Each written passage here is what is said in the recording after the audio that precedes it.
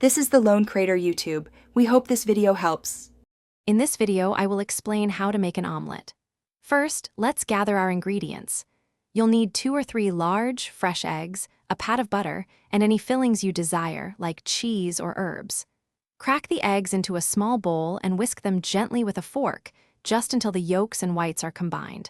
Avoid over-whisking to keep the omelet tender. Now, let's get cooking. Place an 8-inch nonstick pan over medium-low heat. This gentle heat is key for a tender omelet. Add about 1 tablespoon of butter to the pan and let it melt until it's foamy but not browned. Then, pour your whisked eggs into the pan, tilting it slightly to ensure the bottom is evenly coated with the egg mixture. As the edges of the omelet begin to set, but the center is still a little runny, it's time for your fillings. Sprinkle your desired ingredients, like shredded cheese or sautéed vegetables, over 1/2 of the omelet. Let it cook for about 1 more minute, allowing the eggs to mostly set around the fillings. Then, using a spatula, gently fold the omelet in half. Your perfect omelet is ready.